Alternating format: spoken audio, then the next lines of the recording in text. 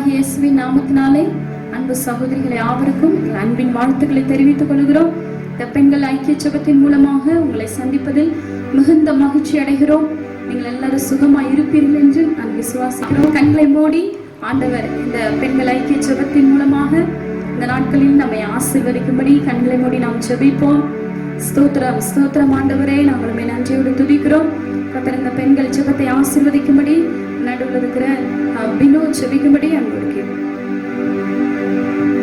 பரலோக பிதாவே, நன்றியோடு துதிக்கிற ஆண்டவரே, ஸ்தோத்திரிக்கிறப்பா. அந்த நல்ல வேலைக்காய் நன்றியோடு துதிக்கிறேன் ஆண்டவரே, ஸ்தோத்திரிக்கிறப்பா. இந்த பெண்கள் ஜெபத்தை கர்த்தர் ஆசீர்வதித்த தரும்படியாய் ஜெபிக்கிற ஆண்டவரே, ஏசப்பா ஸ்தோத்திரம் ராஜா, ஸ்தோத்திரம் அப்பா. இந்த ஏசப்பா ஜெப செய்தியை கேட்கிற ஒவ்வொரு மேலும் பரிசுத்த ஆவியானவரே நீர் இறங்கி அவர்களோடு இடைப்படும்படியாய் ஜெபிக்கிறேன் ஆண்டவரே, ஸ்தோத்திரம் அப்பா. நாங்கள் பெண்களாகிய நாங்கள் அப்பா உமக்காக எழுந்து பிரகாசிக்கிறவர்களாய் எங்களை நீர் மாற்றும்படியாய் ஜெபிக்கிற ஆண்டவரே, ஏசப்பா ஸ்தோத்திரம் ஸ்தோத்திரம். பாடல் வேலையில ஆண்டவரே, செய்தி வேலையில அப்பா உங்களுடைய பிரசன்னம் ஒவ்வொருத்தர் மேல் இறங்கும்படியாய் ஜெபிக்கிற ஆண்டவரே, எங்களோடு நீங்க இடைப்படுகிற உங்க வார்த்தைக்காக நன்றியோடு துதிக்கிற ராஜா, ஏசப்பா ஸ்தோத்திரம். உங்க வார்த்தைக்கு அப்படியே நாங்க கீழ்ப்படிந்து அப்பா ஸ்தோத்திரம் ஸ்தோத்திரம் உங்களுடைய சித்தத்துக்கு நேரா எங்களுடைய வாழ்க்கையை நடத்த கர்த்தர் தாமே ஏசப்பா வழி நடத்தி எங்களை ஆசீர்வதிக்கும்படியாய் ஜெபிக்கிற ராஜா, ஸ்தோத்திரம் அப்பா. எங்களோட பேச போற நல்ல வார்த்தைக்காய் ஸ்தோத்திரம் ஆண்டவரே, ஸ்தோத்திரம் ஸ்தோத்திரம். பாடல் வேலையில எங்களோடு நீங்க தங்கி இருக்கிறதற்காக நன்றி. பரிசுத்த ஆவியானவரே ஸ்தோத்திரம், எங்களோடு நீங்க இடைப்பட போறதற்காக நன்றி. இயேசுவின் நாமத்தில் ஜெபிக்கிறேன் பிதாவே, ஹல்லேலூயா. நம்ம பாடலை பாடி ஆண்டவருடைய நாமத்தை மகிமைப்படுத்துவோம்.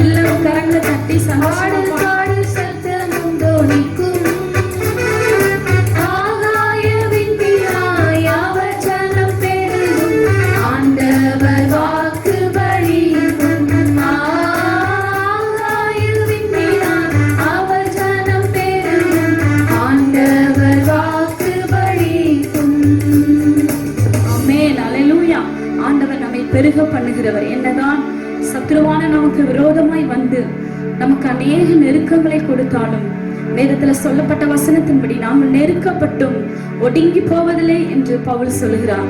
அநேக நெருக்கங்கள் நம்முடைய வாழ்க்கையில வந்தாலும் கர்த்தர் நம்மை ஒடுங்க பண்ணாமல் நம்மை பெருக பண்ணுகிற கர்த்தர் நம்மோடு இருக்கிறார்.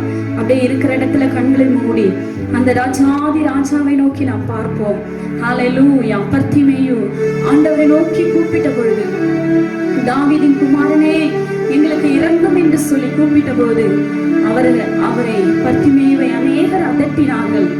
ஆனால் பர்த்திமேயுக்கு தெரியும், இந்த வழியாய் வருகிற இயேசுதான் எனக்கு விடுதலை கொடுக்க முடியும், இயேசுதான் என்னை சுகமாக்க முடியும் என்று சொல்லி அவன் அறிந்திருந்தபடினாலே அவன் முன்பு கூப்பிட்ட சத்தத்தை விட அவன் பின்பு அதிக சத்தமாய் தாவீதின் குமாரனை நோக்கி கூப்பிட்டான் என்று வேதத்தில் எழுதப்பட்டிருக்கிறது.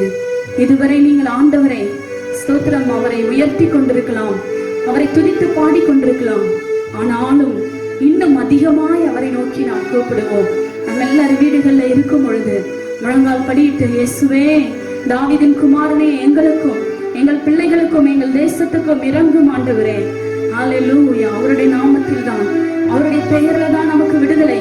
இயேசு என்ற நாமத்தில் நமக்கு விடுதலை, இயேசு என்ற வல்லமையில் நமக்கு விடுதலை. அவரை நோக்கி நாம் கூப்பிடுவோம். ஹல்லேலூயா. இயேசுவே என்று சொல்லி கூப்பிடுவோமா?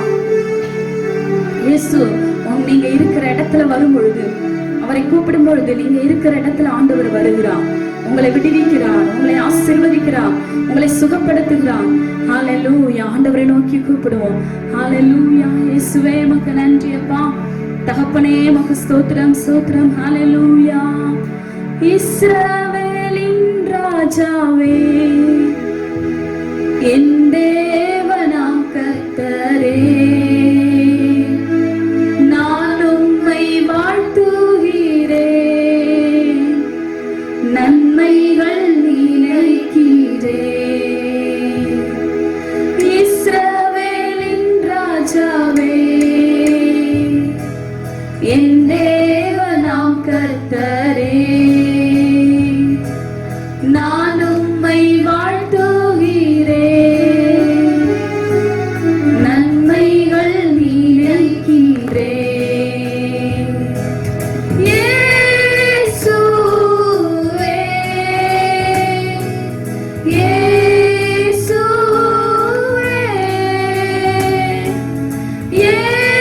இயேசுவே இயேசுவே. நன்றி நன்றி ராஜா, உம்மளவில்லா அன்பிற்காக. நன்றி நன்றி ராஜா, உம்மளவில்லா அன்பிற்காக. திருக்கரம் என்னை தாங்கி கடும் பிரச்சனைகளிலும் முன்னேறி செல்வதற்கு பலனை நீ தந்ததற்கா. திருக்கரம் என்னை தாங்கி கடும் பிரச்சனைகளிலும் முன்னேறி செல்வதற்கு பலனை நீ தந்ததற்கா. இயேசுவே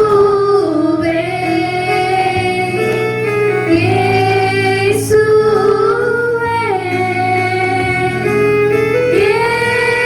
இயேசுவே இயேசுவே. நன்றி நன்றி ராஜா, உம்மளவில்லா அன்பிற்காக.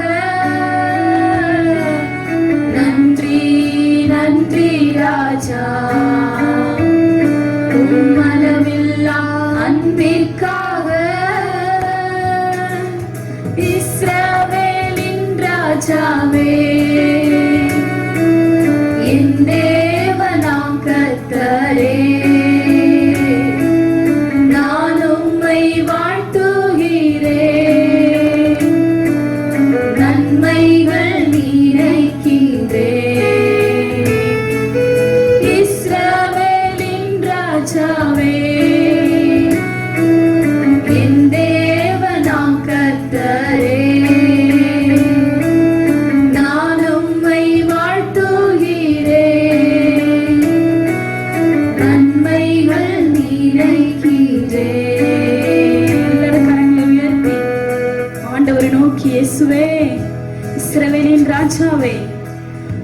நோக்கி நம்ம கூப்பிடுவோமா? ஹல்லேலூயா. ஆண்டவரே, ஒரு விசை என் வீட்டிற்குள்ளே வாரும், என் உள்ளத்திற்குள்ளே வாரும், என் இல்லத்திற்குள்ளே வாரும். ஆண்டவரே, நீங்க இல்லாம எங்களால வாழ முடியாதுப்பா. இயேசுவே, நீர் இறங்கும் அப்பா. ஹல்லேலூயா. எல்லாரும் முழு மனதோடு கண்களை நன்றாக மூடி அவருடைய முகத்தை நோக்கி பார்ப்போம். ஆண்டவரே, அப்பா ஸ்தோத்திரம். அந்த பர்த்திமேயு ஆண்டவரை நோக்கி கூப்பிட்ட பொழுது அந்த சத்தம் இயேசுவினுடைய காதுகளில் விழுந்தது. அவன் நின்று, நான் உனக்கு என்ன செய்ய வேண்டும் என்று சொல்லி அவனிடத்தில் கேட்டான். ஆண்டவரை நோக்கி கூப்பிடுகிற உங்களுக்கும் இந்த கால வேளையில ஆண்டவர் நின்று உங்கள் சத்தத்தை கேட்கிறார். நான் உனக்கு என்ன செய்ய வேண்டும் என்று ஆண்டவர் சொல்லுகிறார். ஸ்தோத்திரம். அவரிடத்துல சொல்லுங்க, ஆண்டவர் உங்களுக்கு என்னென்னலாம் செய்யணுமோ இந்த ஆராதனை நேரத்துல ஆண்டவர்கிட்ட சொல்லுங்க. அப்பா, உங்க அன்பு எங்களுக்கு போதும் ஆண்டவரே, நீர் எங்களுக்கு போதும் ஆண்டவரே, நீர் எங்களுக்கு இருந்தால் போதும், வேறொன்றும் எங்களுக்கு வேண்டாம் ஆண்டவரே. நீர் இல்லாத வாழ்வு எங்களால் வாழ முடியாதப்பா. ஹல்லேலூயா. இயேசுவே உமக்கு ஸ்தோத்திரம். நீங்க இல்லாம என்னால வாழவே முடியாது, உங்க துணை இல்லாம ஒரு நொடி கூட இருக்கவே முடியாது, என்னால இருக்கவே முடியாது. நீங்க இல்லாம என்னால வாழவே முடியாது, உங்க துணை இல்லாம ஒரு நொடி கூட இருக்கவே முடியாது, என்னால இருக்கவே முடியாது. ஆண்டவரை பார்த்து சொல்லுங்க, ஆண்டவரே, நீங்க இல்லாம என்னால இருக்க முடியாதுப்பா. உங்க கிருபை இல்லாம எங்களால வாழ முடியாது ஆண்டவரே. என் திறமையிலையோ என் பலத்திலையோ ஆண்டவரே எங்களால் வாழ முடியாதப்பா. உங்க கிருபை எங்களுக்கு தாங்க, நீங்க தான் எங்களுக்கு எல்லாமே. ஆண்டவர் பார்த்து சொல்லுவோமா, என் தாயும் நீங்க தான், என் தந்தையும் நீங்க தான். இந்த உலகத்துல எல்லாரும் நம்மை விட்டு பிரிந்தாலும் நம்மை விட்டு பிரியாத ஒரு தேவன் நமக்கு உண்டு. ஹல்லேலூயா. ஆண்டவரே, என் தாயும் நீங்க தான், என் தந்தை நீங்க தான், என் நண்பர் நீங்க தான், என் இன்பம் நீங்க தான். என் தாயும் நீங்க தான், என் தந்தை நீங்க தான், என் நண்பர் நீங்க தான், என் இன்பம் நீங்க தான், என் உயிரே நீங்க தான், எனக்கெல்லாம் நீங்க தான், என் உயிரே நீங்க தான், எனக்கெல்லாம் நீங்க தான், நீங்க தான் எனக்கு எல்லாம், நீங்க தான் எனக்கு எல்லாம், நீங்க தான் எனக்கு எல்லாம், நீங்க தான் எனக்கு எல்லாம். ஆண்டவரை பார்த்து எந்த அளவுக்கு சத்தத்தை உயர்த்தி நீங்க இருக்கிற இடத்துல சொல்ல முடியுமோ அந்த அளவுக்கு, ஏசப்பா நீங்க தான் எனக்கு எல்லாம், நீங்க தான் எனக்கு எல்லாம் ஆண்டவரே. நீங்க எல்லாவற்றையும் பார்த்து கொள்வீங்க, நீங்க தான் எங்களுக்கு அப்பா, நீங்க போதும் ஆண்டவரே. ஹல்லேலூயா. ஹல்லேலூயா. ஆண்டவரே உமக்கு ஸ்தோத்திரம், ஸ்தோத்திரம். அப்பா, உம்மை நோக்கி கூப்பிடுகிற ஒவ்வொரு பிள்ளைகளுக்கும் இறங்கும் ஐயா, இறங்கும் ஆண்டவரே. நம்முடைய பிள்ளைகள் எனக்கு யாரும் இல்லை என்று சொல்லி, என்னை விசாரிப்பார் யாரும் இல்லை என்று சொல்லி, அப்பா உம்முடைய பிள்ளைகள் தவித்துக் கொண்டிருக்கலாம். அவர்களுக்கு ஆண்டவரே நீர் ஆறுதலாக, நீர் ஆதரவாக, நீர் சகாயராக ஆண்டவரே உம்முடைய பிள்ளைகளுக்கு வீட்டிலே இறங்கி அவர்களை ஆறுதல் படுத்தும், அவர்களை தேற்றும் ஆண்டவரே. அவர்களை ஆண்டவரே நீர் உற்சாகப்படுத்தும். சோர்ந்து போயிருக்கிற ஒவ்வொரு பிள்ளைகளையும் நீர் உற்சாகப்படுத்தும் ஆண்டவரே. ஹல்லேலூயா. ஹல்லேலூயா. நான் உங்கள் தேவன், நீங்கள் என் ஜனம் என்று சொன்னீங்களப்பா. அந்த வார்த்தையை உம்முடைய பிள்ளைகளுக்கு நீர் சொல்வீராக. ஆமென் ஆண்டவரே. நீர் அப்படி ஆறுதல் படுத்துவதற்காக ஸ்தோத்திரம். உமக்கு நன்றி, உமக்கு நன்றி. உம்முடைய நாம மகிமைப்பட்டதற்காக ஸ்தோத்திரம். மீதியான நேரங்களா நீர் ஆசீர்வதியும். இயேசுவின் நாமத்தில் கேட்கிறோம் பிதாவே. ஆமென். ஹல்லேலூயா. பிரியமானவர்களே, ஆண்டவர் ஆராதனையில உங்களை ஆறுதல் படுத்தியிருப்பார், உங்களை மகிழ்ச்சினால் நிரப்பியிருப்பார். இந்த நாட்கள் நாம் ஆங்காங்கே நம்முடைய வீடுகள்ல நாம் தனிமையாக இருந்து கொண்டிருக்கிறோம். நாமும் நம்முடைய குடும்பம் என்று சொல்லி தனியாக இருக்கிறோம். ஆனாலும் கர்த்தர் நம்மோடு கூட, ஒவ்வொரு குடும்பத்தோடு கூட அவர் இருந்து நம்மை நடத்தி வருகிறார். அவருடைய பரிசுத்த நாமம் மகிமைப்படுவதாக.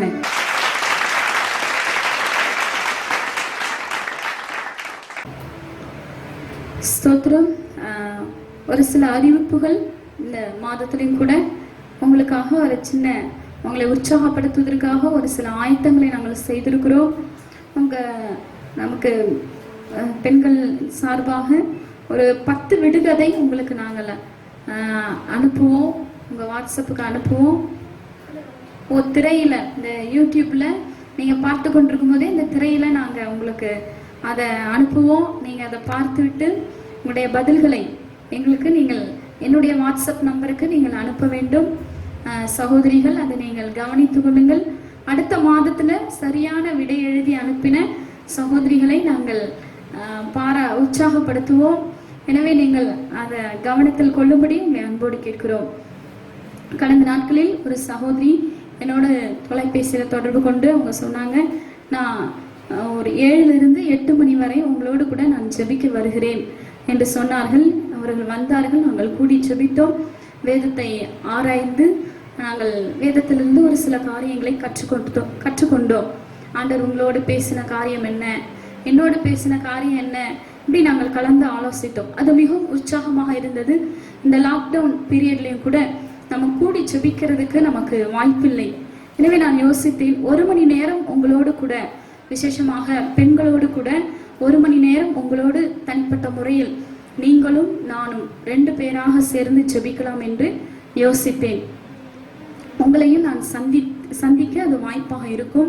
நான் மொத்தமாக கூடி வரும் பொழுது அதுக்கு அநேக தடைகள் இருக்கிறது. எனவே இந்த செய்தியை கேட்ட நாளிலிருந்து காலை 11 மணியிலிருந்து 12 மணி வரை வேலைக்கு போகிறவர்கள் நீங்கள் மாலையில 7 மணியிலிருந்து 8 மணி வரை 1 மணி நேரம் நம்ம தேசத்திற்காக ஜெபித்துவிட்டு உங்களுக்காக உங்களுடைய தேவைகளுக்காக ஜெபிக்க போகிறோம். எனவே நீங்கள் விருப்பமுள்ள சகோதரிகள் என்னோடு கூட நீங்கள் தொடர்பு கொள்ளுங்கள்.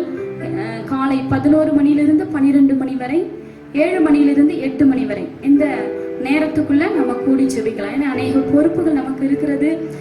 வீட்டு காரியங்கள், பிள்ளைகள் இருக்கிறாங்க, அவங்களுக்கெல்லாம் சாப்பாடு ஆயத்தம் பண்ணி தான் நம்ம வரணும்.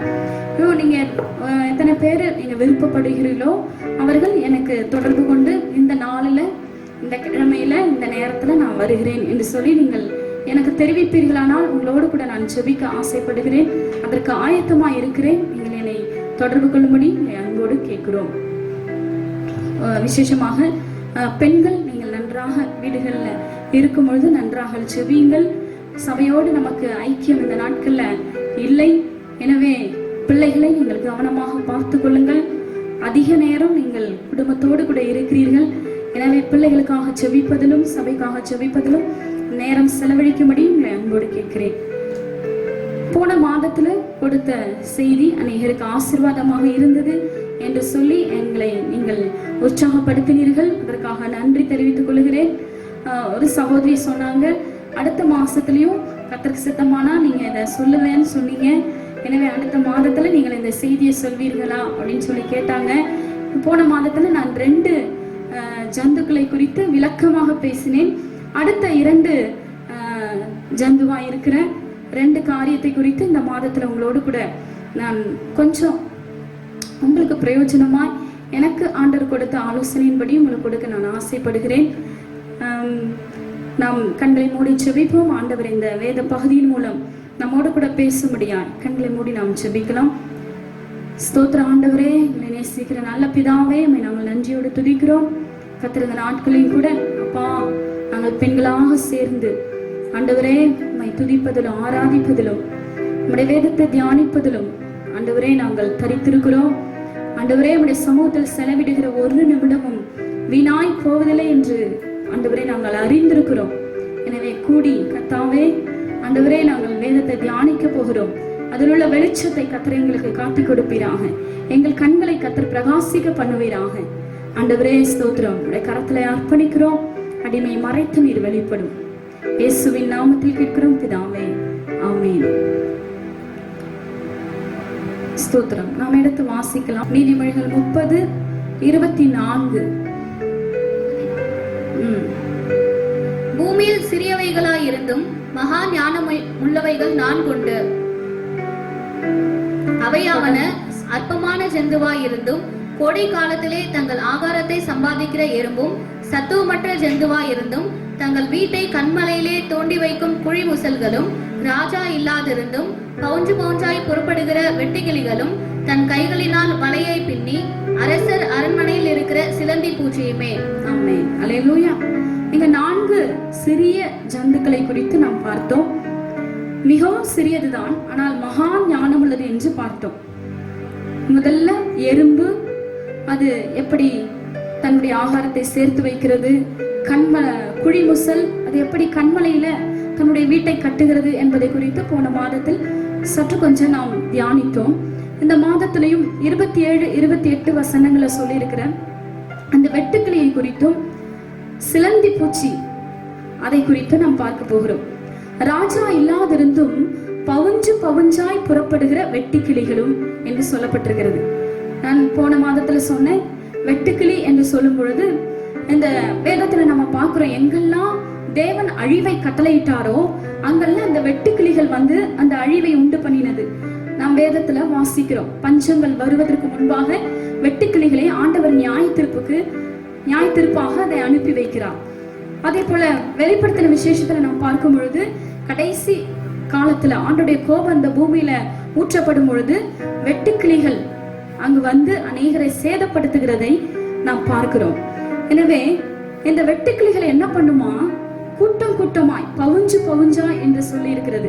கூட்டம் கூட்டமாய் ஒரு இடத்தை டார்கெட் பண்ணுச்சுன்னா அது கூட்டம் கூட்டமாய் வந்து என்ன பண்ணுமா, அந்த இடத்துல வந்து அந்த இருக்கிற இடத்தை எல்லாம் நாசப்படுத்தி விடும். தனியா வருகிற வெட்டுக்கிளி நிமித்தம் நமக்கு பயம் இல்லை, ஆனா கூட்டம் கூட்டமாய் வருகிற அந்த வெட்டுக்கிளிகள் இந்த நாட்களை நம்ம பார்க்கிறோம். கிருஷ்ணகிரி மாவட்டத்துல அநேக வெட்டுக்கிளிகள் வந்து சேதங்களை உண்டு பண்ணி இருக்கிறது. ஒரு ஆமணக்கு செடியில அந்த வெட்டுக்கிளி உட்கார்ந்து எழுந்திருச்ச கொஞ்ச நேரத்துல அந்த ஆமணக்கு செடி அப்படியே இலை இல்லாம மொட்டையா அப்படியே மாற்றி விட்டுருச்சு. அப்ப இதை நடத்துறதுக்கு ஒரு ராஜா இல்ல, இது ஒரு போர் மாதிரிதான், ஒரு யுத்தம் மாதிரிதான் இல்லையா, இது யுத்தம் செய்யற மாதிரிதான் போகுது. நான் இதை நடத்துறதுக்கு ஒரு ராஜா இல்ல, ஆனா ஒவ்வொன்றும் ஒரு பொறுப்போடு, ஒரு ரெஸ்பான்சிபிலிட்டி, ஒரு பொறுப்போடு கூட ஒவ்வொன்றும் ஒவ்வொரு லீடரை போல, ஒவ்வொரு தலைவரை போல இது செயல்படுகிறது. எனவே இதுல இருந்து நாம் கற்றுக்கொள்ள வேண்டியது, இந்த வெட்டுக்கிளிக்கு இருக்கிற அந்த ஞானம், பொறுப்பு, அது தனக்கு கொடுத்த காரியத்தை பொறுப்பா என்ன பண்ணுகிறது, செய்து முடிக்கிறது. இன்னைக்கு நம்ம பெண்களாகிய சகோதரிகளாகிய நமக்கு இதுல இருந்து கற்றுக்கொள்ள வேண்டிய காரியம் என்ன அப்படின்னு சொல்லி நம்ம பார்த்தோம்னா, தாய் என்பவள் பொறுப்புள்ளவள் என்று சொல்லப்படுகிறது. தாய்னா அவளுக்கு அநேக பொறுப்புகள் வீட்டிலையும் வெளியிலையும் இருக்கிறது. அநேகர் வெளியில போய் வேலை செய்கிறார்கள். வேலை செய்கிற ஸ்தலத்துல அவர்கள் அநேக பொறுப்புகளில அவர்கள் அதிகாரம் பெற்று அந்த பொறுப்புல இருந்து காரியத்தை செய்கிறார்கள். சிலர் ஹவுஸ் ஒய்ஃபா இருந்து வீட்டுல பிள்ளைகளை பெற்றெடுப்பதிலும் வளர்ப்பதிலும் வீடுகளை சுத்தம் பண்ணுவதிலும் சமைப்பதிலும் கணவனை பராமரிப்பதிலும் குடும்பத்தை நடத்துவதிலும் அநேக பொறுப்புகள் பெண்ணாகிய நமக்கு கொடுக்கப்பட்டிருக்கிறது. எனவே இந்த தாய் என்பவள் ஒருவேளை மனைவியாக இருக்கலாம், தாயாக இருக்கலாம், சகோதரியாக இருக்கலாம், யாராக இருந்தாலும் பெண்ணா இருக்கிற நமக்கு அநேக பொறுப்புகள் உண்டு. ஒரு வீட்டுக்கு வருகிற பெண்ணை குறித்து தான் அந்த வீட்டிற்கு மதிப்பும் மரியாதையும் வருகிறது. அந்த பெண்ணானவள் தான் அந்த வீட்டிற்கு மதிப்பையும் மரியாதையும் பெற்று தருகிறவளா இருக்கிறார். அந்த வீட்டில் இருக்கிற பெண் சரியில்லை என்றால் ஒட்டுமொத்த குடும்பத்தையும் அவர்கள் அவமானப்படுத்துவதற்கு, அவர்கள் தவறாய் பேசுவதற்கு அந்த ஒட்டுமொத்த குடும்பமும் பெண் சரியில்லை என்றால் பாதிக்கப்படுகிறது. நீதிமொழிகள் 31:27 சொல்லப்பட்டிருக்கிறது, குணசாலியான ஸ்திரீ என்ன பண்ணுகிறாள் என்பதை குறித்து அநேக காரியம் சொல்லப்பட்டிருக்கிறது. ஆனால் 27வது வசனத்துல நாம் பார்க்கும்பொழுது, அவள் தன் வீட்டு காரியம் எப்படி நடக்கிறது என்று கண்ணோக்கமாய் இருக்கிறாள். நீதிமொழிகள் 31:27. அவள் சோம்பலின் அப்பத்தை புசியாமல் தன் வீட்டு காரியம் எப்படி நடக்கிறது என்று கண்ணோக்கமாய் இருக்கிறாள். ஆமென். ஒரு வாட்ச்மேன் போல ஒரு பெண்ணா இருக்கிறவங்க தன் வீட்டு காரியம் எப்படி நடக்கிறது என்பதை குறித்து ஆண்கள் சம்பாதித்து கொண்டு வந்து கொடுத்து விடுகிறார்கள். பணத்தை மாத்திரம் நம்ம கையில கொடுத்துடுறாங்க. சிலர் கொடுக்குறாங்க, சிலர் தாங்கள் வைத்துக் கொள்கிறார்கள். ஆனா இந்த அதனாலதான் வீட்டுக்காரி இல்லையா, வீட்டுக்கு வருகிற மனைவி என்ன சொல்றாங்க, என் வீட்டுக்காரி. அப்ப வீட்டு காரியங்களை கண்ணோக்கமாய் செய்கிறவள் தான் வீட்டு காரியங்களை கவனமாய் செய்கிறவள் தான் குணசாலியான ஸ்திரீ என்று சொல்லப்பட்டிருக்கு. எனவே அவள் பொறுப்பு, ரெஸ்பான்சிபிலிட்டி. ஒரு வீட்டுக்கு மனைவியாய் வருகிற, மருமகளாய் வருகிற அவருடைய கையில வந்தோடனே மாமியார், சில மாமியார் என்ன கொடுப்பாங்க, சாவி கொத்த கையில கொடுத்துருவாங்க. ஏமா இனிமே இந்த வீட்டுக்கு நீதான். குத்து விளக்கு ஏற்ற சொல்லுவாங்க. இந்துவா இருக்கிற சகோதரர்கள் வீட்டுல என்ன நடக்கும், ஒரு பெண் வீட்டுக்கு வந்தா அவளை குத்து விளக்கு ஏற்ற சொல்லுகிறார். ஏன்னா இந்த வீட்டுக்கு இனிமே வெளிச்சத்தை கொடுக்கிறவள் யார்தான், அந்த பெண் தான். இந்த வீட்டை வாழ வைக்கிறவ யார்தான், பெண் தான் என்று சொல்லி. அல்லேலூயா. எனவே பெண்ணாகிய நமக்கு அநேக பொறுப்புகள் இருக்கிறது, ரெஸ்பான்சிபிலிட்டி இருக்கிறது. நான் இதை யோசித்துக் கொண்டிருந்த போது இதே ஒரு இந்த பொறுப்பில்லாத ஒரு குருவியை பத்தி நாம் வாசிக்க நேர்ந்தது. யோபு 39:13 நாம் வாசிக்க கேட்கலாம். 13 தீக்குருவிகள் தங்கள் செட்டைகளை அசைவாட்டி ஓடுகிற ஓட்டம் நாரை தன் செட்டைகளாலும் இறகுகளாலும் பறக்கிறதற்கு சமானம் அல்லவோ? அது தன் முட்டைகளை தரையிலே இட்டு அவைகளை மணலிலே அனலுரைக்க வைத்துவிட்டு போய் காலால் மிதிப்பட்டு உடைந்து போம் என்பதையும் காட்டு மிருகங்கள் அவைகளை மிதித்துவிடும் என்பதையும் நினைக்கிறதில்லை. அது தன் குஞ்சுகள் தன்னுடையதல்லாதது போல அவைகளை காக்காத கடின குணமுள்ளதாயிருக்கும். அவைகளுக்காக அதற்கு கவலை இல்லாதபடியினால் அது பட்ட வருத்தம் விருதாவாம். தேவன் அதற்கு புத்தியை கொடாமல் ஞானத்தை விலக்கி வைத்தார். ஆமென். அல்லேலூயா. இந்த தீக்குருவி எப்படி இருக்கிறதா, தன் பிள்ளைகளை குறித்து, தன்னுடைய சந்ததியை குறித்து கவலை இல்லாத ஒரு கடின குணமுள்ள ஒன்றா இருக்கிறது. தீக்குருவினா என்னன்னு உங்களுக்கு தெரிஞ்சிருக்கும். நிறைய பறவை இனங்கள், அப்பொழுது இருந்த பறவை இனங்கள்ல, இன்னைக்கு பழைய பறவை இனங்கள்ல இந்த தீக்குருவி தான். நம்ம இங்கிலீஷ்ல சொல்லணும்னா ஆஸ்ட்ரிச்னு சொல்றாங்க. மிக வேகமா ஓடுகிற ஒரு பறவை என்னன்னா இந்த நெருப்புக்கோழின் தீக்குருவி, அதுதான் நெருப்புக்கோழி இல்லையா? அதை குறித்து நான் கொஞ்சம் இந்த யூடியூப்ல போயிட்டு இந்த தீக்குருவியோடைய கேரக்டர், அதோடைய குணங்களை பார்த்தேன். ஆண்டவர் சொன்ன வசனத்திற்கும் அதனுடைய குணாதிசயமும் அப்படியே ஒத்து இருக்கிறது. இந்த தீக்குருவி என்ன பண்ணுமா, முட்டையிட்டு அதை அனலுறக்க வைத்து விட்டு போய்விடுமா. இந்த முட்டையை என்ன பண்ணாதான், அது பாதுகாக்காதான். காட்டு மிருகங்கள் வந்து இந்த முட்டையை நாசப்படுத்திடும் அப்படின்னு சொல்லி அது நினைக்காம, நாங்க அந்த வீடியோல பார்க்கும்போது உங்களுக்கு வாய்ப்பு இருந்ததுன்னா நீங்க பாருங்க. ஆஸ்ட்ரிச் அதை பத்தி நீங்க ஆராய்ச்சி அவங்க பண்ணியிருக்கிறாங்க. அதை குறித்து பார்த்தீங்கன்னா அந்த தீக்குருவி, அந்த நெருப்பு கோழி முட்டை போடுது. அது அப்படி எல்லா முட்டையும் சேர்த்து வச்சிருது. அப்ப அது கொஞ்சம் தூரம் தள்ளி போனோடனே அங்க தூரத்துல இருக்கிற அந்த காட்டு நரி இல்லையா, இந்த சிறுத்தை புலியோ இல்ல சின்ன சின்ன அந்த மிருகங்கள் என்ன பண்ணுதுன்னா அந்த முட்டையை பார்த்துட்டு அதை எடுக்க வருது. அந்த நெருப்பு கோழி பார்க்காத பட்சத்துல அந்த முட்டையெல்லாம் குரங்கு கூட வந்து அதை பார்த்து அந்த முட்டையை என்ன பண்ணிடுது, சாப்பிட்டுருது. அந்த முட்டையில இருந்து அந்த குஞ்சு வெளியில வந்தவுடனே அந்த குஞ்சையும் கொல்றதுக்கு சில மிருகங்கள் அங்க தேடி வருகிறது. அப்ப இந்த தீக்குருவிக்கு என்ன ஆண்டவர் மறைச்சு வச்சுட்டாராம், எண்ணத்தை இழந்துருச்சான், அந்த புத்திய ஞானத்தை அதற்கு விலக்கி வைத்திருக்கிறார். நீங்க யோபு புஸ்தகத்துல பார்க்கும்பொழுது அநேக மிருகங்களை குறித்து ஆண்டவர், இதெல்லாம் உண்டாக்கினது யார், இதற்கெல்லாம் ஞானத்தை கொடுத்தது யார், அழகா யோபு கிட்ட ஆண்டவர் பேசுகிறார். இதெல்லாம் நாம் தெரிந்து வைத்திருக்கணும். அதுக்கு அந்த ஞானத்தை என்ன பண்ணிட்டார், ஆண்டவர் மறைச்சு வச்சுட்டார். பாருங்க, ஒரு கோழி, நம்ம வீட்டுல இருக்கிற சாதாரண ஒரு கோழி முட்டை போட்டா கூட அது வந்து அந்த குஞ்சு பொரிக்கிற வரைக்கும் அது என்ன பண்ணும், அடக்காக்கும். அந்த குஞ்சு பொரிச்சு அதை அப்படியே கூட்டிக்கிட்டு என்ன பண்ணும், கோழி அப்படியே கம்பீரமா வெளியில வரும் தன் குஞ்சுகளோடு கூட. ஆனா இந்த தீக்குருவிக்கு தன் சந்ததியை குறித்து, தன் பிள்ளைகளை குறித்து, ஐயோ முட்டை திடீர்னு வந்து யாராவது எடுத்துட்டா என்ன பண்றது, நம்முடைய சந்ததி, இதைகளை குறித்து அதுக்கு என்ன இல்லையா, கவலை இல்லை. கவலை இல்லாத கடின குணமுள்ளதா இருக்கிறது. பாருங்க, சில சகோதரிகளுக்கு தங்கள் பிள்ளைகளை குறித்து கவலையே கிடையாது. நம்ம நல்லா ட்ரெஸ் பண்ணணும், சாப்பிடணும், நம்ம சந்தோஷமா இருக்கணும், நம்ம நினைக்கிறதெல்லாம் செய்யணும். தன் பிள்ளைகளுக்காக வாழ்கிறவர்கள் மிகவும் கொஞ்சமானவர்கள் தான். அநேகர் இருக்கலாம். ஆனா இந்த நாட்கள்ல பிள்ளைகளுக்காக, ஆதி நாட்கள்ல பிள்ளைகளுக்காகவே வாழ்ந்தார்கள். ஆனா இப்ப இந்த கடைசி நாட்களை நம்ம பார்க்கிறோம், அன்பு தணிந்து விட்டது. அநேகர் தங்கள் பிள்ளைகளுக்காக ஒரு வாழ்க்கை, கட்டுப்பாடான ஒரு வாழ்க்கை வாழ்கிறது இல்ல. ஐயோ, நான் இப்படி நடந்து கொண்டா என் பிள்ளையின் எதிர்காலம் பாதிக்கப்படுமே, என் பிள்ளைக்கு நான் ஆசீர்வாதத்தை அல்லவா சேர்த்து வைக்கணும், சாபத்தை சேர்த்து வைக்க கூடாதே என்று சொல்லி தங்கள் சுகபோகங்களை, தங்களுடைய ஆசை இச்சைகளை அடக்கிக் கொள்ளுகிற தாய்கள் இன்னைக்கு மிகவும் குறைந்து கொண்டே வருகிறார்கள். ஆனால் அவர்கள் எல்லாம் தீக்குருவிகள் என்றுதான் சொல்லுவேன். அதே புலம்பல் 4வது அதிகாரம் 3வது வசனத்தை நம்ம வாசிக்கும் பொழுது அங்கேயும் தீக்குருவினுடைய குணத்தை சீயோன் குமாரத்தின் குணத்தோடு கூட ஆண்டவர் ஒப்பிட்டு பேசுகிறார். புலம்பல் 4:3. திமிங்கலங்கள் முதலாய் கொங்கைகளை நீட்டி தங்கள் குட்டிகளுக்கு பால் கொடுக்கும். என் ஜனமாகிய குமாரத்தியோ வனாந்திரத்தில் உள்ள தீக்கோழியை போல் குரூரமாய் இருக்கிறாளே. குரூரமாய் இருக்கிறாளே, என் ஜனமாகிய குமாரத்தியோ. அவ எப்படி இருக்கிறாளா? தீக்குருவியை போல குரூரமா இருக்கிறாள். 4:3.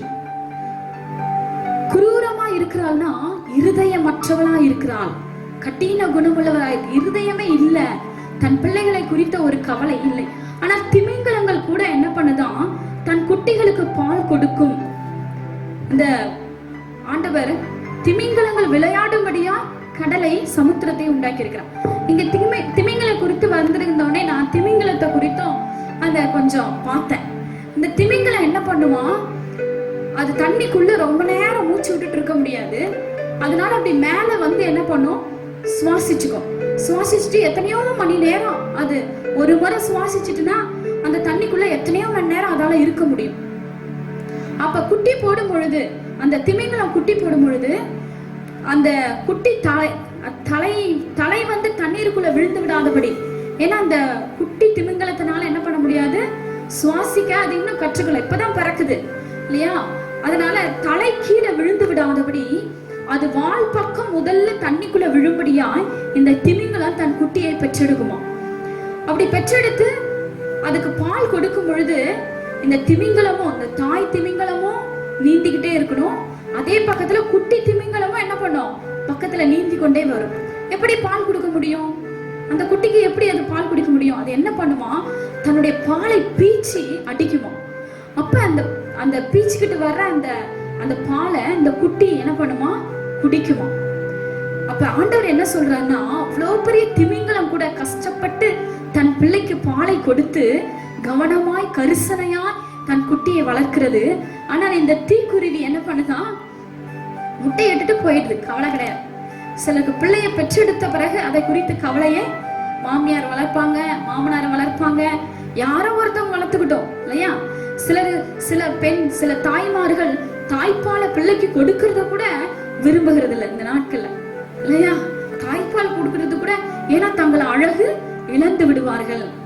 ஆனா டாக்டர் சொல்றாங்க 6 மாசம் கண்டிப்பா பிள்ளைகளுக்கு என்ன பண்ணணும், தாய்ப்பால் கொடுக்கணும். ஒருவேளை திருமண வயதுல இருக்கிறவர்கள், திருமணமாக போகிற பிள்ளைகள் இந்த செய்தியை பார்த்து கொண்டிருப்பீங்கன்னா நீங்க கவனமாய் தெரிந்து கொள்ளணும். உங்கள் பிள்ளைகளை பெற்றெடுத்து நல்ல ஒரு பலனுள்ள பிள்ளையாக வளர்க்க வேண்டும். கர்த்தரிடத்தில் ஞானத்தை கேட்க வேண்டும். பாருங்க, அந்த திமிங்கலங்கள் கூட தன்னுடைய குட்டிகளுக்கு தன்னால் முடியாத பட்சத்துல பாலை ஊட்டி வளர்க்கிறது. ஆனால் இந்த தீக்குருவி என்ன பண்ணுதா, முட்டையை இட்டுட்டு கவலை இல்லாம போய் விடுகிறது. அங்க கீழே சொல்லப்பட்டிருக்கு, காட்டு மிருகங்கள் வந்து அதை நாசப்படுத்த, அதை என்ன பண்றதுல, காட்டு மிருகங்கள் வந்து அதை நாசப்படுத்துன்ற கவலை கூட இல்லாம அதை என்ன பண்ணுது, அலைந்து திரிகிறது. அல்லேலூயா, அல்லேலூயா. எனவே ஒரு தாய் எப்படியோ அதை பொறுத்துதான், தாய் எந்த அளவுக்கு பொறுப்புள்ளவர்களா இருக்கிறார்களோ அதை பொறுத்துதான் பிள்ளைகளும் வளர்க்கப்படுகிறார்கள். தாயை போல பிள்ளை, நூலை போல சேலன்னு சொல்லுவாங்க. அப்போ உங்க பிள்ளைகளை நீங்கள் எப்படி வளர்க்க வேண்டும் என்பதை ஆண்டவரிடத்தில் ஞானத்தில் கேட்டு நீங்கள் உங்கள் பிள்ளைகளை பெற்றெடுத்த நாள் முதல் ஒரு மணமகனுக்கு உங்கள் பிள்ளையை கொடுக்கிற நாள் வரைக்கும் கவனமாய் அந்த பிள்ளைகளை வளர்க்க வேண்டும். இதுல இருந்து நாம என்ன கற்றுக்கொள்ள போகிறோம்னா, தாயை போலதான் பிள்ளைகள் இருப்பார்கள். அந்த தீக்குருவி ஒருவேளை அந்த முட்டையை அழகா மணக்குள்ள வச்சு மறைச்சி அது அழகா வச்சிருக்கும்னா, அதை பார்க்கிற அந்த குஞ்சு என்ன பண்ணும், அதுக்கு வர அடுத்த தலைமுறையும் ஒரு மாற்றத்தை உண்டு பண்ணும். ஆனா இது அப்படியே தொடர்ந்து வந்துகிட்டே அந்த அதாவது பராமரிக்காத அந்த காரியம் வந்துகிட்டே இருக்கிறதுனால அநேக இந்த தீக்குருவிகளுடைய இனங்கள் நிறைய மடிந்து விட்டதாம். ஒரு சிலதான் இப்பெல்லாம் இந்த ஈமுக்கோழி, நெருப்பு கோழின்னு சொல்றாங்க இல்லையா, அதுதான் இப்ப இருக்கிற பழமையான பறவைகள்ல ஒன்றுன்னு சொல்றாங்க. அப்ப பாதுகாக்கப்பட வேண்டும். ஒண்ணு மனிதர்களாவது என்ன பண்ணணும், பாதுகாக்கணும். அதுக்கு ஆண்டவர் ஞானத்தை வைத்து விட்டார், விலக்கி விட்டார். அப்ப பாருங்க, இதுல இருந்து நம்ம என்ன கற்றுக்கொள்ளணும்னா, நம்முடைய பிள்ளைகளை நாம் கவனமாய் வளர்க்க வேண்டும். நம்முடைய பிள்ளைகளுடைய சுபாவ மாற்றத்திற்காக கண்டிப்பா தாயானவர்கள் ஜெபிக்க வேண்டும். முதலாவது, உங்கள் பிள்ளைகளுடைய சுபாவ மாற்றம், ஜென்ம சுபாவம்னு நம்முடைய பிள்ளைகளுக்கு இருக்கும். பாத்தீங்கன்னா நம்ம அப்பா அம்மாவை போல இருப்போம், நம்முடைய பிள்ளைகள் நம்ம போல இருக்கும். நம்ம பிள்ளைகள் யார போல இருக்கணும்னா, ரட்சிக்கப்பட்ட பிறகு பரிசுத்த சந்ததியை பெற்றெடுத்த தாய் தகப்பன் யாரை போல பிள்ளையை வளர்க்கணும்னா இயேசுவை போல வளர்க்க வேண்டும். நீங்க ஜெபிக்கணும், ஆண்டவரே என் பிள்ளை என்ன போல அல்ல, என் கணவரை போல அல்ல. சிலர் சொல்லுவாங்க, அப்படியே இவங்க பாட்டியை உரிச்சு வச்சுட்டு வந்திருக்கிறாமா, இவங்க பாட்டி குணம் அப்படியே இருக்கு, இவங்க தாத்தா குணம் அப்படியே இருக்கு. இந்த ஜென்ம சுபாவம் நீங்கி தெய்வீக சுபாவமாகிய இயேசுவை போல நம்முடைய பிள்ளைகள் மாற வேண்டும். நான் அடிக்கடி உணர்ந்திருக்கிறேன், என்னுடைய குணத்தை என் பிள்ளைகளுக்குள்ள நான் பார்க்கும் பொழுது, ஆண்டவரே ஏன் குணம் இந்த பிள்ளைக்கு, ரட்சிக்கப்பட்ட பிறகு நம்ம ஆண்டோடைய குணத்துல வந்திருப்போம், ஆனா ரட்சிக்கப்படுறதுக்கு முன்னாடி ஒரு ஜென்ம சுபாவம் நமக்குள்ள இருக்கும். கோப குணம் இருக்கும் இல்லையா, பிடிவாத குணம் இருக்கும். அந்த குணம் எல்லாம் நம்முடைய பிள்ளைகளுக்குள்ள இருக்கும். அந்த பிள்ளைகள் ஆண்டவரை போல இயேசுவை போல மாற வேண்டும் என்று தாயானவர்கள் ஜெபிக்க வேண்டும். கண்டிப்பாக நீங்க யோசிச்சு பார்க்கணும், மனசுக்குள்ளே வச்சுக்கணும், என் குணம் என் பிள்ளைகிட்ட என்ன இருக்கு அப்படின்றத நீங்க பார்த்து ஆண்டோடைய சமூகத்துல கருத்தாய் நீங்கள் அதற்காக ஜெபிக்க வேண்டும். பாருங்க, ஏசபேலை குறித்து நமக்கு நன்றாய் தெரியும். ஏசபேலுடைய மகள் தான் அத்தாலியா. ஏசபேலுடைய மகள் தான் அத்தாலியா. இந்த ஏசபேல் எப்படி ஒரு கொடூரமானவளா இருந்தாலும் அதே போலதான் இந்த அத்தாலியால இருக்கிறா. ஏசபேல் என்று சொல்லும் பொழுது ஏசபேல் இவ தீரு ராஜாவின் மகள், தீரு ராஜாவுடைய மகள். பேல் என்று சொன்னால் பாகால், பாகால்னா விக்கிரகம். ஏசபேல் அப்படின்னா விக்கிரகத்துக்கு ஒப்புவிக்கப்பட்டவள் தான் இந்த ஏசபேல். அதனாலதான் எலியா வாழ்ந்த காலத்துல இந்த ஏசபேல் இருக்கிறா. இவ என்ன பண்றா, அநேக பாகால் தீர்க்கதரிசிகளை கொண்டு வந்து தான் வாழ்கிற இடத்துல வைத்து அவர்களுக்கெல்லாம் சாப்பாடு கொடுக்கிறா. அதே இன்னொரு பக்கத்துல பாத்தீங்கன்னா கர்த்தருடைய தீர்க்கதரிசிகள், தேவனுடைய தீர்க்கதரிசிகள் தேடி தேடி கண்டுபிடித்து அவர்கள் எல்லாம் கொலை செய்கிறார். அப்ப ஒரு கொடூரமான ஒரு பெண்ணாக இந்த ஏசபேல் இருக்கிறார். இந்த நாபோத், அந்த ஏசபேலுடைய கணவர் பேர் தான் ஆகாப் ராஜா. இந்த ஆகாப் ராஜா என்ன பண்றாரு, ஒரு ஏழை நாபோத்துடைய திராட்சை தோட்டத்தின் மேல ஆசைப்படுகிறார். அந்த திராட்சை தோட்டம் வேணும்னு சொல்லி கேட்கும் போது நாபோத் சொல்றாரு, இது என் பிதாக்கள் எனக்கு கொடுத்தது, இதை நான் விற்க மாட்டேன் அப்படின்னு சொல்றார். உடனே இவரு கோபமா வந்து கட்டில படுத்துக் கொள்கிறார். ஏசபேல் கேட்கிறா, ஏன் இப்படி இருக்கிறே? அப்ப சொல்றா, இந்த மாதிரி நான் நாபோத்திட்ட போய் கேட்டேன், அவன் எனக்கு தரமாட்டேன்னு சொல்றான். ஐயோ, ராஜா வந்து இப்படி இருக்கலாமா, உன்னுடைய அதிகாரத்தை நீ பயன்படுத்த வேண்டாமா, சரி அந்த நிலம் உனக்கு கிடைக்கும் சொல்லி இவன் ஒரு திட்டம் போடுறான்.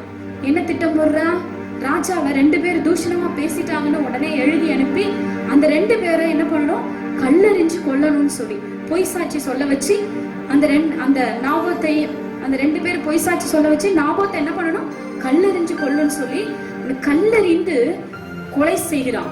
கொலை செய்த பிறகு அந்த திராட்சை தோட்டத்தை ஆகாபுக்கு கொடுக்கிறான். பாருங்க, எவ்வளவு ஒரு கொடூரமானவள். இந்த தீக்குருவியை போல குரூர குணமுள்ளவள், இருதயம் இல்லாதவள், இருதயம் இல்லாம இருக்கிறாள்.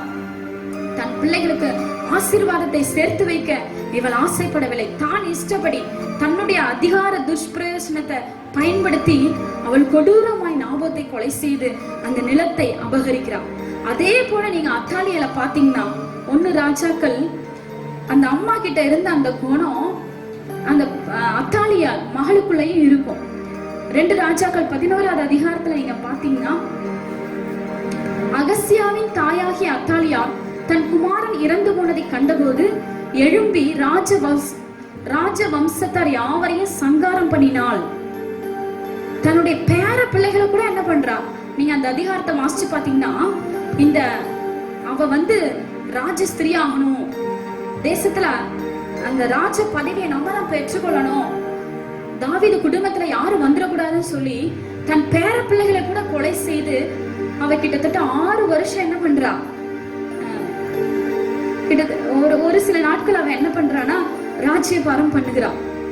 அவளும் அப்படிதான் கொடூரமாய் கொலை செய்கிற ஒரு கொலைக்காரிய, ஒரு ரத்த வெறி பிடிச்ச ஒரு ஏசபேலுடைய மகளாக இருக்கிறார்.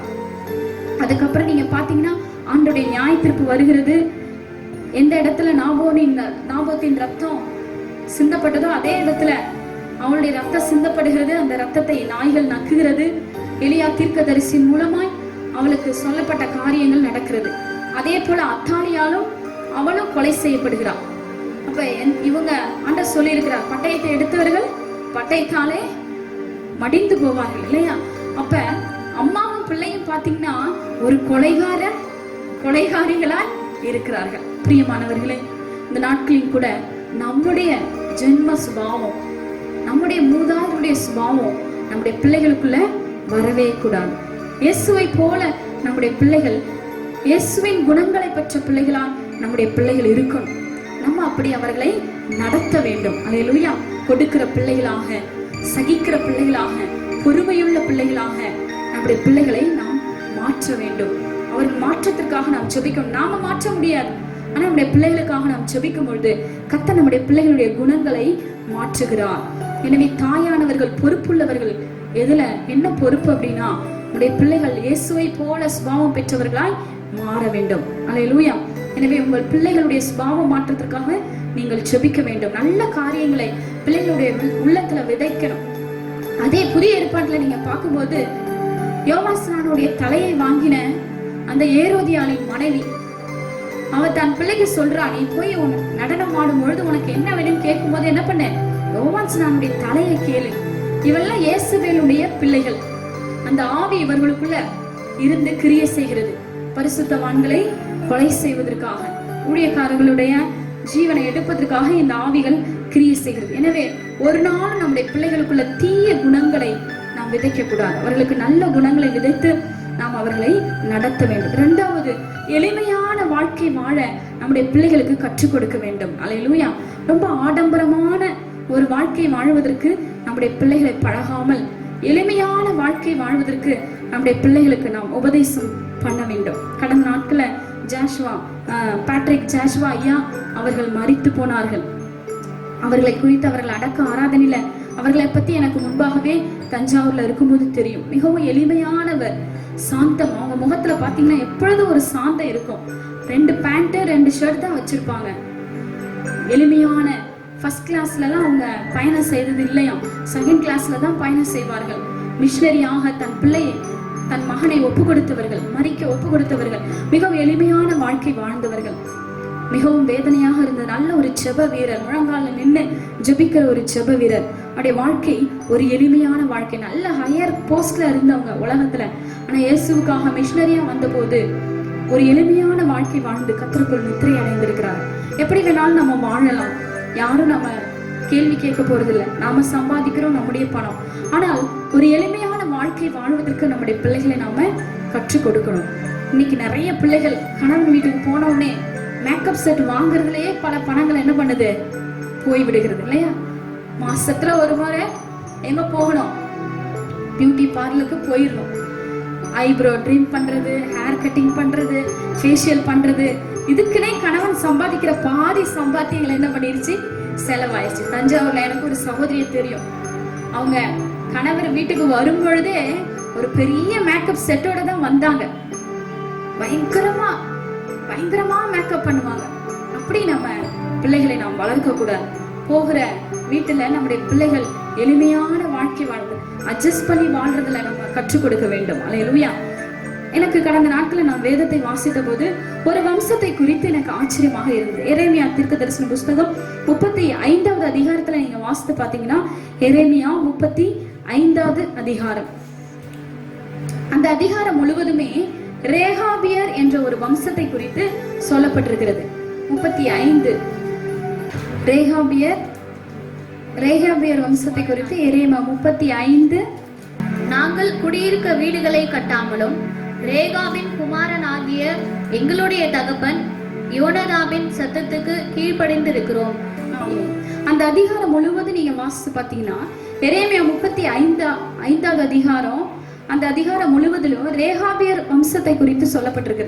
அவங்க தகப்பனார் என்ன சொல்லியிருக்கிறாரு அப்படின்னா, நீங்க உங்களுக்கு என்று வீடுகளை கட்ட வேண்டாம், திராட்சை தோட்டத்தை நீங்கள் நாட்டி 7வது வசனத்துல நீங்க பாத்தீங்கன்னா, நீங்களும் உங்கள் பிள்ளைகளும் என்றென்றைக்கும் திராட்சரசம் குடியாமலும் வீட்டை கட்டாமலும் விதையை விதையாமலும் திராட்சை தோட்டத்தை நாட்டாமலும் அதை கையாளாமலும் உங்களுடைய எல்லா நாட்களிலும் கூடாரங்களிலே குடியிருப்பீர்களாக என்று எங்களுக்கு கட்டளையிட்டார். திராட்சை ரசத்தை நீங்க குடிக்க கூடாது, நீங்க வீட்டை கட்டக்கூடாதுன்னு சொல்லி, நீங்க இருக்கிற நாட்கள் எல்லாம் எப்படி வாழுங்க, நாடோடிய வாழுங்கன்னு சொல்லி அவங்க தகப்பனார் அந்த ரேகாபின் புத்திரருக்கு கட்டளையிட்டு இருந்தார். அப்பனா என்ன பாஸ்டமா, எங்களுக்குன்னு வீடு கட்டக்கூடாதா, நாங்க சுகபோகமா வாழக்கூடாதான்னு சொன்னீங்கன்னா, நான் அப்படி சொல்ல வரல. நல்ல வீட்டை கட்டி சந்தோஷமா வாழலாம். ஆனாலும் இந்த பூமியில இருக்கும் பொழுது இயேசுவை போல எளிமையான வாழ்க்கை வாழ்வதற்கு நீங்களும் கற்றுக்கொள்ள வேண்டும். உங்கள் பிள்ளைகளையும் நீங்கள் கற்றுக் கொடுக்க வேண்டும். மிகவும் ஆடம்பரமான செலவுகள் இல்லாம, இவங்களுக்கு அவங்க பிதாக்கள் அவங்க சொன்னத எத்தனையோ வருடங்களா இவங்க நாடோடிகளா இருந்து தன் பிள்ளைகள் தன் பெற்றோர்கள் சொன்னதற்கு அவங்க கீழ்ப்படிந்து அந்த வசனத்தின்படி வாழ்ந்ததை நாம் பார்க்க முடியும். அந்த கட்டளையின்படி வாழ்ந்ததை நாம் பார்க்க முடியும். எனவே பெற்றோர் பிள்ளைகளுக்கு நல்ல தரமான வாழ்க்கையை அமைத்து கொடுக்கறதுல நாம் கவனம் உள்ளவர்களா இருக்க வேண்டும். வாழ்க்கை தரத்தை நம்முடைய பிள்ளைகளுக்கு கற்றுக் கொடுக்க வேண்டும். எப்படி வேணாலும் வாழலாம் என்பது தரமான வாழ்க்கை அல்ல. நல்ல ஒரு வாழ்க்கை, கட்டுப்பாடான ஒரு வாழ்க்கை வாழ்வதற்கு அதுக்காக கஞ்ச பிசினாரியா இருக்கணும்னு இல்ல, கஞ்சத்தனமா இருக்கணும்னு இல்ல. ஒரு தரமான ஒரு வாழ்க்கை, நல்ல ஒரு ஆரோக்கியமான வாழ்க்கை நம்முடைய பிள்ளைகள் வாழ்வதற்கு பெற்றோர்களாகி நாம், விசேஷமாக தாயாகிய நாம் கற்றுக் கொடுக்க வேண்டும். அல்லேலூயா, அல்லேலூயா.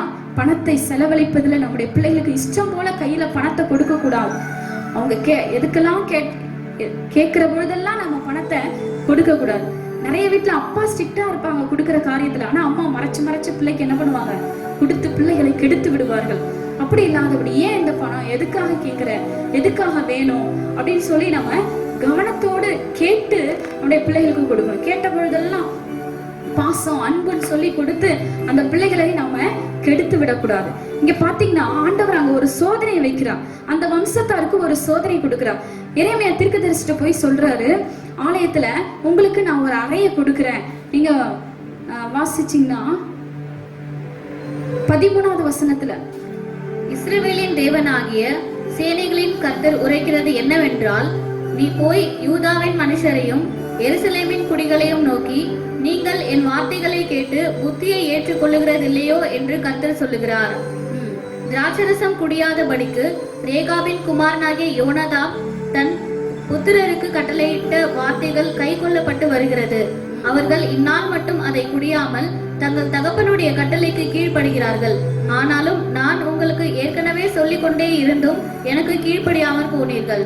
போதும். 2வது வசனத்துல பாத்தீங்கன்னா, நீ ரேகாபியருடைய வீட்டுக்கு போய் அவர்களோட பேசி அவர்களை கர்த்தருடைய ஆலயத்தின் அறைகளில் ஒன்றிலே அழைத்து வந்து அவர்கள் திராட்சை ரசம் குடிக்க கொடு என்றார். ஆண்டவர் சொல்றார், ஒரு டெஸ்ட் வைக்கிறார் இந்த ரேகாபின் புத்திரருக்கு. நீ அவங்கள கூட்டிட்டு வா, ஆலயத்துல கூட்டிட்டு வந்து ஒரு ரூம்ல வச்சு அவங்களுக்கு திராட்சை ரசத்தை கொடு. அப்படி ஆண்டவர் செய்வாரா நீங்க யோசிக்கலாம். இது ஒரு சோதனை, இது ஒரு டெஸ்ட். நீ குடிக்க கொடுன்னு சொல்லும் பொழுது அவங்க சொல்றாங்க, அங்க தகப்பனார் என்ன சொல்லியிருக்கிறார், திராட்சை ரசம் குடிக்க கூடாது. ஏன்னா இன்னைக்கு பாத்தீங்கன்னா அந்த குடிதான், அந்த குடி பழக்கம் தான் எல்லா தீமைக்கும் வேறா இருக்குது. குடிச்சுட்டா அவங்க மதிமயங்கி எல்லா காரியத்தையும் செய்து விடுகிறார்கள். எனவே அவருடைய பெற்றோர் யோனதா பெற்றோர் அவங்களுக்கு ஆலோசனை கொடுத்திருந்தாரு, என்ன பண்ணுங்க, குடிக்க செய்யாதீங்க, திராட்சை ரசத்தை குடிக்காதீங்க. அந்த கட்டளைய அந்த வம்சத்தா கீழ்ப்படிந்தார்கள். இவர்கள் மோசேனுடைய மாமனார் எத்ரோ அந்த வம்சத்தோடு சேர்ந்தவர்கள் சொல்லப்பட்டிருக்கு. இவங்க கணக்கரா இருந்தாங்கன்னு வேதத்துல எழுதப்பட்டிருக்கு.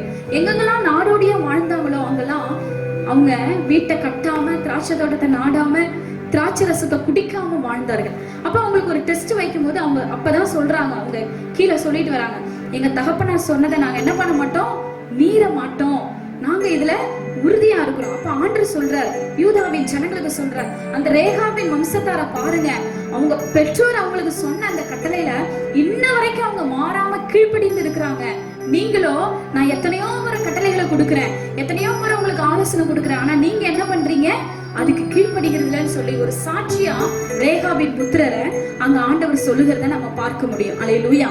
பிரியமான அன்பு சகோதரிகளே, நம்முடைய பிள்ளைகளுக்கு நல்ல ஒரு வாழ்க்கை தரம் வாழ்வதற்கு நீங்களும் நானும் கற்றுக் கொடுக்க வேண்டும். நம்முடைய பிள்ளைகள் பாருங்க, சிலர் சொல்றாங்க சண்டே கிளாஸ்லாம் சூப்பரா என் பிள்ளைங்க போனாங்கம்மா சின்ன பிள்ளைல, ஆனா பெருசான பிறகு இப்படி குடிகாரர்களா மாறிட்டாங்க.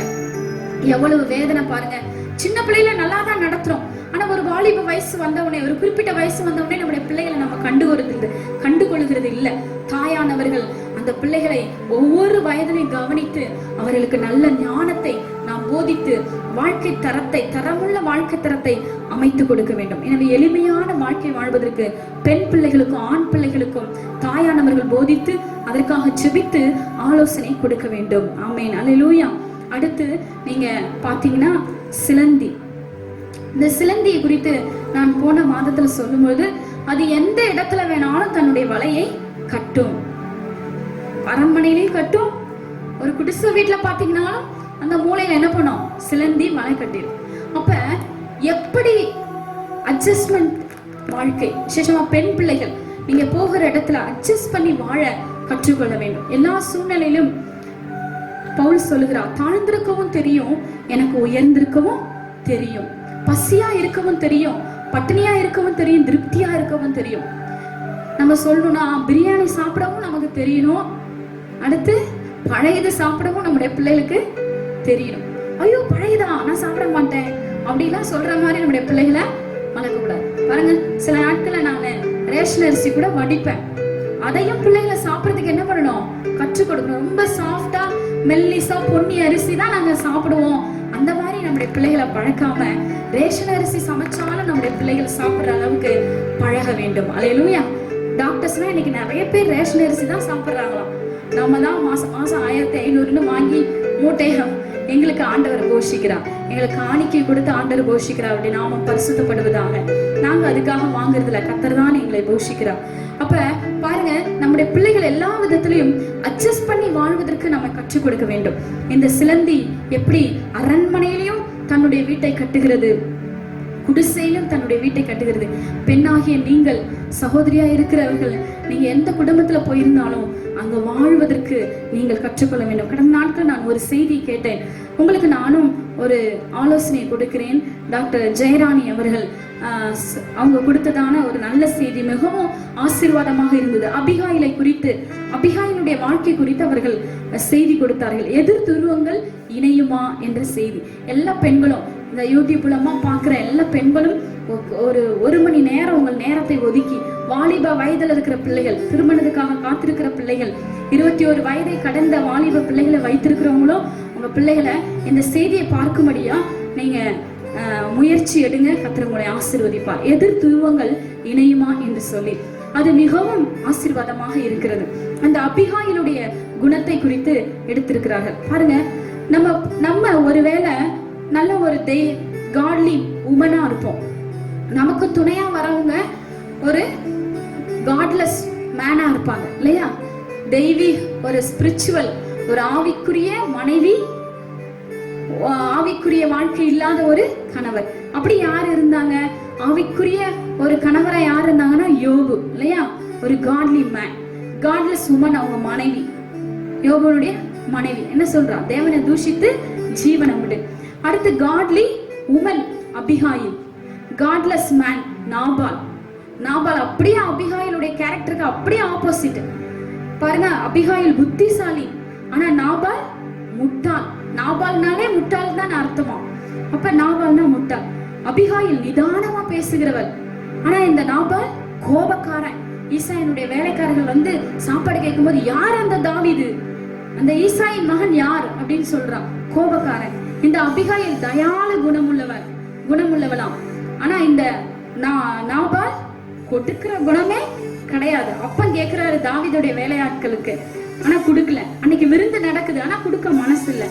அபிகாயில் தாழ்மையுள்ள ஒரு மனைவி, அதே நாபால் பெருமை குணமுள்ளவன்.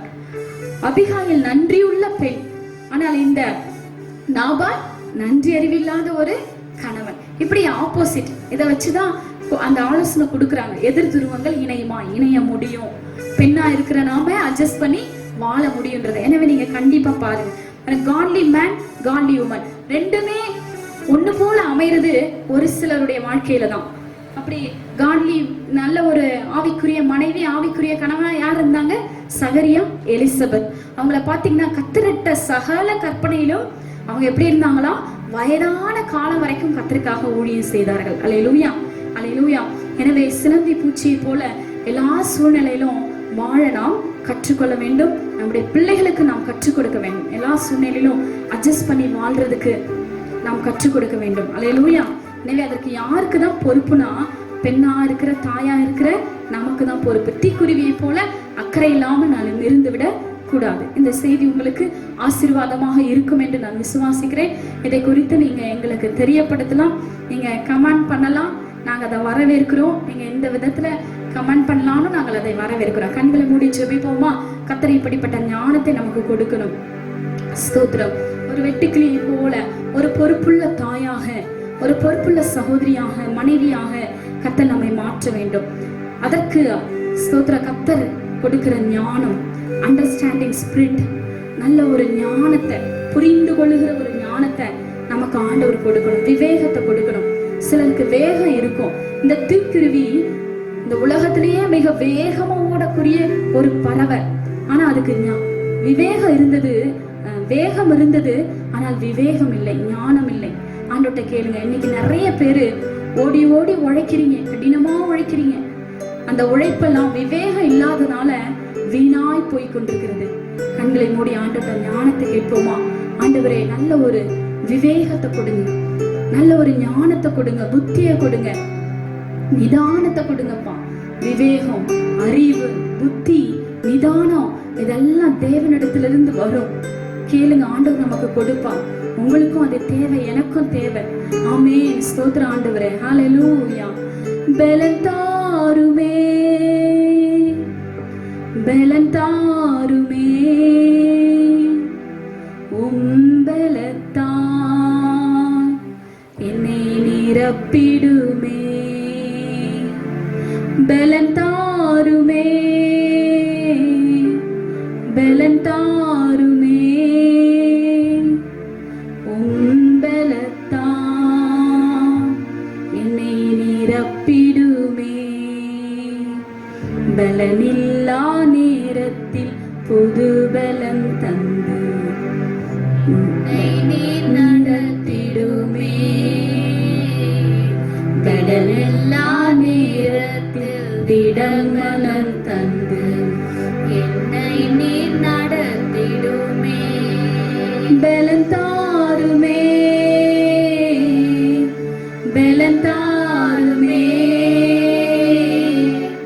உம்பலத்தால் நிரப்பிடுமே. ஆண்டவர்ட்ட கேட்போமா? ஆண்டவரே, ஒரே ஒரு வாழ்க்கை, அது சீக்கிரமாய் கடந்து போகிறதப்பா. எங்களுக்கு குடும்பத்தை கொடுத்து, பிள்ளைகளை கொடுத்து, சபையை கொடுத்து எங்களை இந்த பூமியில் வாழ வைத்திருக்கிறேன். நாங்கள் வாழ்கிற நாட்கள் எல்லாம் உமக்காக பலத்தோடு, ஞானத்தோடு, விவேகத்தோடு சபையை கட்டுகிற ஒரு சகோதரியாக, சபையை கட்டுகிற ஒரு பெண்ணாக, குடும்பத்தை கட்டுகிற ஒரு பெண்ணாக எங்களை மாற்றும் ஆண்டவரே. கிருபை தாரும், பலன் தாரும், ஞானத்தை தாரும். உடைய வல்ல கரத்தில் ஒப்பு கொடுக்கிறோம். இயேசுவின் நாமத்தில் கேட்கிறோம் பிதாவே, ஆமென். என் ஆத்துமாவே கர்த்தரை ஸ்தோத்திரி, என் முழு உள்ளமே அவருடைய பரிசுத்த நாமத்தை ஸ்தோத்திரி. என் ஆத்துமாவே கர்த்தரை ஸ்தோத்திரி, கர்த்தர் செய்த சகல உபகாரங்களையும் மறவாதே. ஆமென். God bless you. நீங்க சந்தோஷமா இருங்க, தொடர்ந்து ஜெபம் பண்ணுங்க. அந்த 10 விடுகதை நாங்க உங்களுக்கு போடுவோம். அதை நீங்க பார்த்துட்டு எங்களுக்கு ஆன்சர் பண்ணுங்க. இந்த வாரத்திலையும் ஹோரி 10 அவங்கள குறித்து மிஷனரி வாழ்க்கை, அதாவது ஹிட்லர் காலத்துல யூத பெண்கள் எவ்வளவாய் பாடுபட்டார்கள் அப்படின்னு சொல்லி அதை குறித்த ஒரு மிஷனரி ஸ்டோரியை நம்முடைய சிஸ்டர் பினு அவங்க ரெடி பண்ணியிருக்கிறாங்க. அதை உங்களுக்கு நாங்கள் வெளியிடுவோம். அதை பார்த்து இன்னும் நீங்கள் பக்தி விருத்தி அடையும்படி உங்களை அன்போடு கேட்கிறோம். தொடர்ந்து எங்களுக்காக ஜெபித்துக் கொள்ளுங்கள். 1 மணி நேரம் உங்களோடு ஜெபிக்க விரும்புகிறேன் என்று சொல்வீங்கன்னா தொடர்பு கொள்ளும்படி உங்களை அன்போடு கேட்கிறேன். உங்களோடு கூட செபிக்க நானும் ஆசைப்படுகிறேன். இயேசுவின் நாமத்தில் கர்த்தர் உங்களை ஆசீர்வதிப்பார். கர்த்தருடைய நாமத்துக்கே மகிமை உண்டாவதாக. ஆமென்.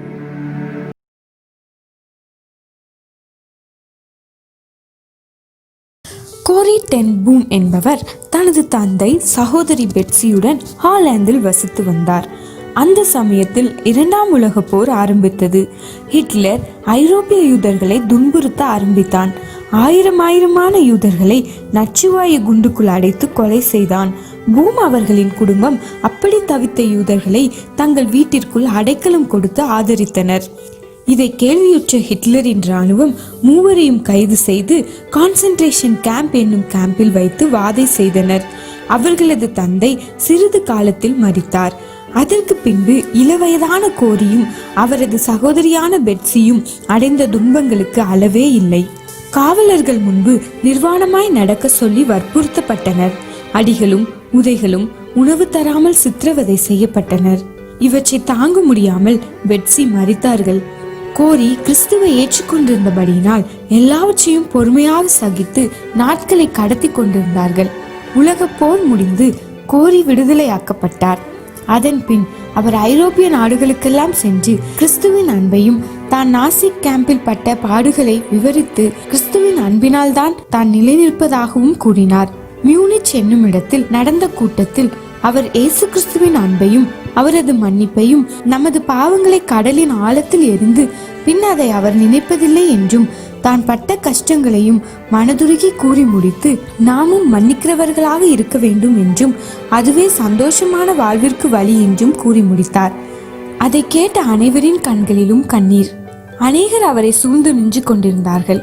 அப்போது திடீரென்று அவர் ஒரு மனிதன் முகத்தை பார்த்தார். அந்த முகம் அவருக்கு தெரிந்த முகமாயிருந்தது. உடனே ஞாபகம் வந்தது, நாசிக் கேம்பில் தானும் தன் சகோதரியும் பட்ட பாடுகளும், தன் சகோதரியை எவ்வித இரக்கமின்றி கொடூரமாக கொஞ்ச கொலைபாதகன் இவன்தான் என்ற நினைவுகளும் எழுந்தன.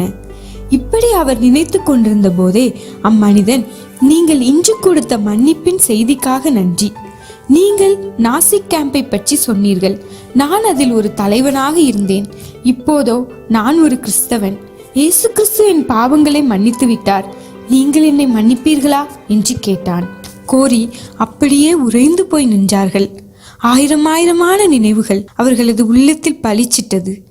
தன் தகப்பன் மற்றும் தன் சகோதரியின் மரணத்திற்கு காரணமான மனிதன், தான் பட்ட எண்ணற்ற இன்னல்களுக்கு காரணமான மனிதன் தன் முன்னே நிற்கிறான் என்கிற வெறுப்பும் அருவருப்பும் அவர் மனதில் தோன்றியது. சற்று நேரத்திற்கு முன்புதான் மன்னிப்பை குறித்து பேசினார்கள். இப்போது மன்னிக்க முடியாத நிலை. அமைதியாக தேவனிடம் தனக்கு வேண்டிய சத்துவத்தையும் அந்த மனிதனை மன்னிக்கும் மன வலிமையும் தாரும் என்று ஜெபிக்க ஆரம்பித்தார்கள். அப்படி ஜெபிக்கும் போதே ஆவியானவர் அவர்களில் கிரியை செய்ய ஆரம்பித்தார். அந்த நாசிக் காவலனின் கரங்களை பிடித்து, சகோதரனே, உங்களை என் முழு இருதயத்தோடு மன்னிக்கிறேன் என்று கண்கலங்க கூறினார்கள். இந்த சம்பவத்தை படித்தபோது என் கண்கள் கலங்கியது. எப்பேற்பட்ட மனிதனையும் மன்னிக்க தேவன் கிருபை மிகுந்தவராயிருக்கிறார். ஆனால் மனிதர்களாகிய நாம் மன்னிக்க மிகுந்த தயக்கம் காட்டுகிறோம். கோரியை போன்று தன்னை இந்த அளவு பாதித்த மனிதனை மன்னிக்க முடியும் என்றால் நாம் மன்னிக்க எந்த மனிதனுடைய தப்பிதங்களும் தடையாக இருக்க முடியாது. மனுஷனுடைய தப்பிதங்களை நீங்கள் அவர்களுக்கு மன்னியாதிருந்தால் உங்கள் பிதா உங்கள் தப்பிதங்களையும் மன்னியாதிருப்பார். நாம் மற்றவர்களின் குற்றங்களை மன்னித்தாலே நமது பாவம் மன்னிக்கப்படும். மற்றவர்களின் குற்றங்களை மன்னிப்போம். இயேசுவின் அன்பு நம் மூலம் வெளிப்படட்டும்.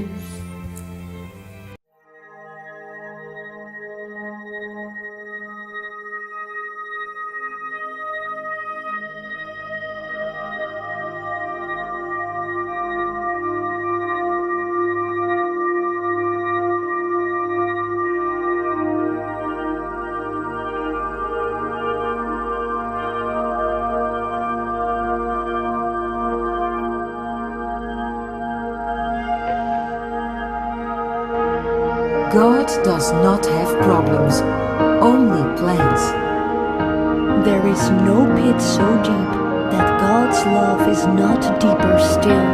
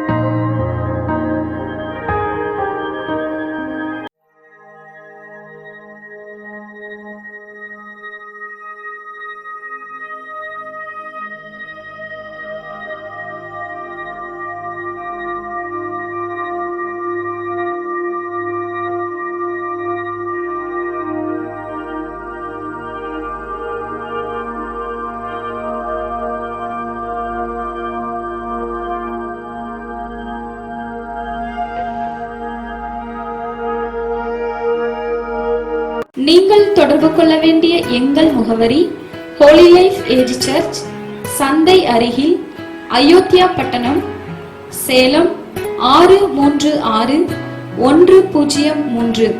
உங்கள் ஜெப உதவிக்கு எங்களை தொடர்பு கொள்ள வேண்டிய தொலைபேசி எண்கள் 9940408083 மற்றும் 8667225521.